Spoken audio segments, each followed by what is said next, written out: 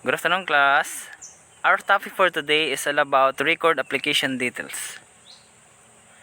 Under record application details, we have first to know what is the meaning of farm record keeping. Farm record keeping is crucial when making important business or planning decisions for your operation. Not only it is a poor business practice not to keep records of farming activities, but it can be illegal not to keep your records in order. Another definition, a farm record is a document, in most cases a book, that is used to keep account of different activities, events, materials, etc. regarding the farm operation. Records to keep. Under records to keep, there are four types. First, details of occurrence or infestation. Second, extent or nature of infestation. Third, name of operator or workers. Fourth, treatment applied, including rate of application, date applied, settings of equipment, type or kind of pesticides used. Why is it that keep records is important? At a minimum, grower must keep records to comply with legal requirements for taxes and restricted chemical use applications. But additional record keeping is a valuable tool. Many growers track their expenses, from equipment runtime to labor cost to chemical and fertilizer cost. Pesticides and spray records are absolutely essential for both food and worker safety. Records of spray dates, chemical use, and safety intervals such as the re-entry intervals and the pre-harvest interval protect your customers and employees from exposure to potential harmful residues. In many countries, chemical use reporting is mandatory to comply with regulations around food and environmental safety. Chemical on the farm can be dangerous. Common agricultural chemical or agri-chemicals include fuels, solvents, insecticides, herbicides, fungicides, fertilizers, and veterinary chemicals.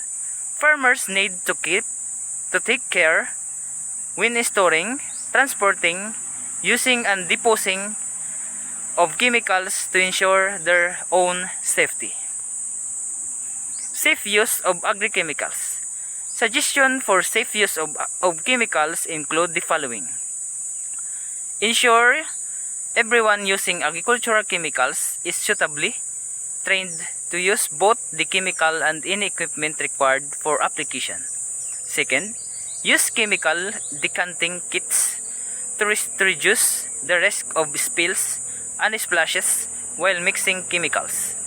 Third, only mix the quantity of chemical required for the task at hand.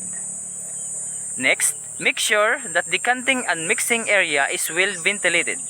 If this is not possible, ensure that recommended personal protective equipment or PPE is worn for enclosed environments.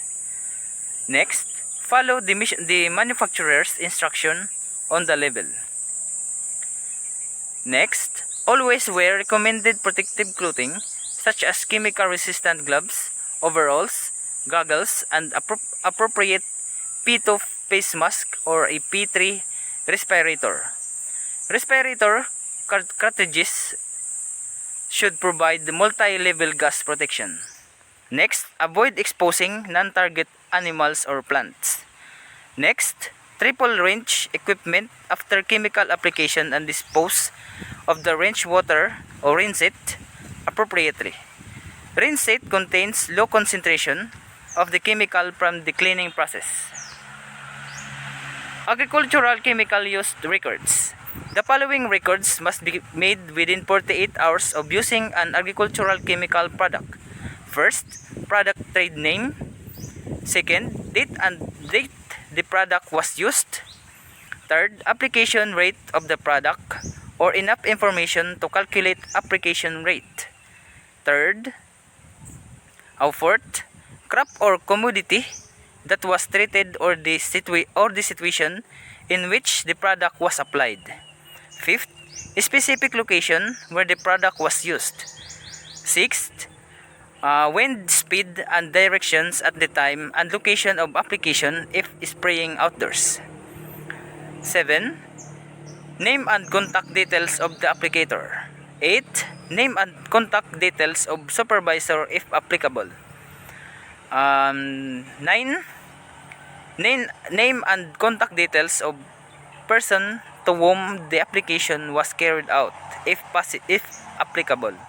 Note, you must keep these records for 2 years from the date of use. That's all.